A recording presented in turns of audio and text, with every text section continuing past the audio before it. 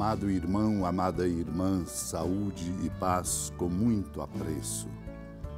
Voltando o nosso olhar com toda afeição para a amada Mãe Maria, ao redor de quem estamos aqui congregados hoje, iniciamos com alegria e esperança o mês de outubro, mês das missões, com a festa da padroeira das missões, Santa Teresinha do Menino Jesus, aquela que nos ensina que a missionariedade brota em nossos corações e no coração da Igreja na medida em que há amor, amor apaixonado pelos outros, por Cristo, para anunciar a todos, sobretudo pelo testemunho a Ele, o Redentor de nossa vida.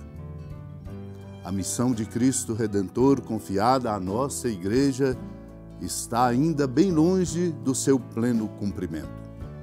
Tenhamos presente que é o Espírito Santo quem impele-nos a anunciar as grandes obras de Deus. Porque se o anúncio do Evangelho é feito com amor, há resultados. Se anuncio o Evangelho, eu, portanto, não tenho de que me gloriar, como diz o apóstolo Paulo, por ser esta uma obrigação de todos nós. Somos discípulos e discípulas de Cristo, a nossa obrigação é anunciá-lo. Este grito de São Paulo deve ecoar em nossos corações de modo forte, para que assumamos a tarefa de anunciar com especial solicitude missionária a todas as pessoas, particularmente pelo testemunho, Ele, Cristo, o Salvador e Redentor do mundo. Acolhemos a palavra, que ela nos interpele e nos encha de amor, para que por amor possamos anunciar Cristo. Naquele tempo, os 72 voltaram muito contentes, dizendo: Senhor, até os demônios nos obedeceram por causa do teu nome. Jesus respondeu: Eu vi Satanás cair do céu como um relâmpago. Eu vos dei o poder de pisar em cima de cobras e escorpiões e sobre toda a força do inimigo, e nada vos poderá fazer mal. Contudo, não vos alegreis porque os espíritos vos obedecem. Antes, ficai alegres porque vossos nomes estão escritos no céu.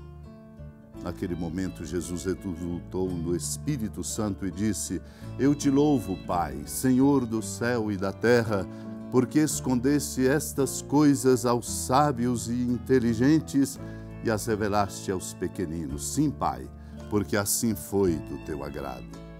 Tudo me foi entregue pelo meu Pai. Ninguém conhece quem é o Filho a não ser o Pai, e ninguém conhece quem é o Pai a não ser o Filho, e aquele a quem o Filho o quiser revelar.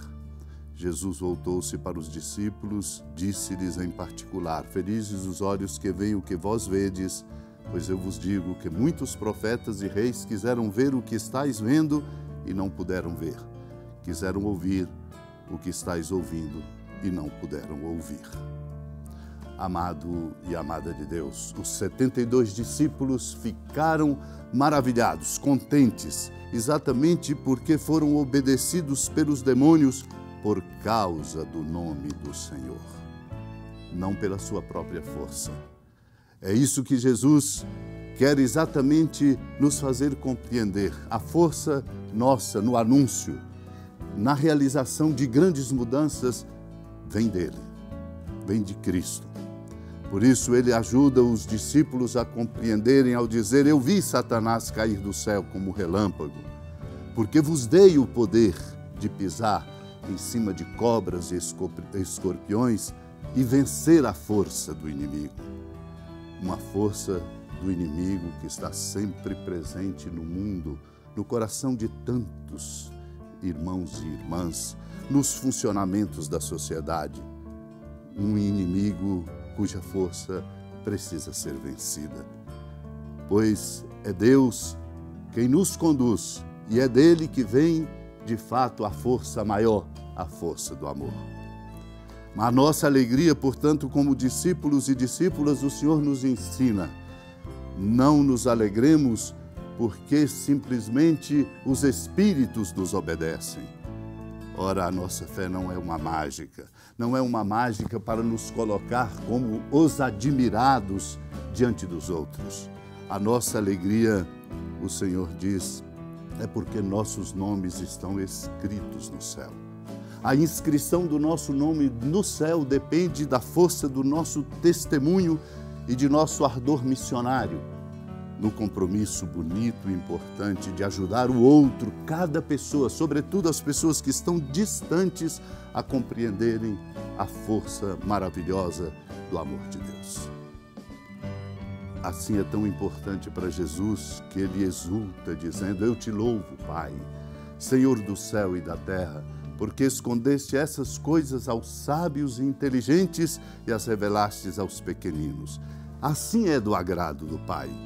O Pai revela ao coração que se abre na simplicidade, na humildade, não na força do poder, nem da pretensão, mas da simplicidade de coração. Por isso ele dá a conhecer o que tem de mais precioso, a intimidade do Pai com o Filho. Por isso diz, ninguém conhece quem é o Filho a não ser o Pai. E ninguém conhece quem é o Pai a não ser o Filho e a quem o Filho quiser revelar. É por isso que o nosso discipulado tem que ser uma experiência de profunda intimidade, de proximidade com Cristo, nos gestos e nas palavras, para conhecermos o coração misericordioso de nosso Pai. Esta é a nossa bem-aventurança, de ter olhos para ver e ver. Pois o Senhor diz, profetas e reis quiseram ver o que vedes e não puderam ver. Quiseram ouvir e não conseguiram ouvir. Para ouvirmos e vermos, é preciso abrir-nos ao amor. Por isso, celebrando hoje com alegria a festa de Santa Teresinha do Menino Jesus, Virgem e Doutora da Igreja, recordemos o que ela nos testemunha, ensinando-nos sempre, na simplicidade, que o amor é a nossa força. Ela diz assim, meus imensos desejos me eram um autêntico martírio. Fui então às cartas de São Paulo a ver se encontrava uma resposta. Meus olhos caíram por acaso no capítulo 12 e 13 da primeira carta aos Coríntios. No primeiro destes, li que todos não podem ser ao mesmo tempo apóstolos, profetas, doutores e que a igreja consta de vários membros. Os olhos não podem ser mãos ao mesmo tempo. Resposta clara, diz Santa Teresinha, sem dúvida, mas não capaz de satisfazer o desejo que estava dentro dela. Continua a ler, até chegar à frase, aspirai aos melhores carismas. E o carisma melhor, mais indicado e mais excelente é o amor. O apóstolo Paulo esclarece que os melhores carismas nada são sem a caridade. E esta caridade é o caminho mais excelente que leva com segurança a Deus. Sejamos da caridade e encontremos, como diz Santa Teresinha, o amor como eixo da nossa missão, da nossa vida e da nossa vocação, para que todos nós possamos ser, em tudo que fizermos, sobretudo pelo testemunho, verdadeiros missionários e missionárias, ajudando o mundo a abrir-se ao amor de Deus e a experimentar a alegria bonita do seguimento de Cristo. É por isso que estamos vivenciando outubro, para crescermos nesta consciência e conquistarmos esta imensa e grande competência.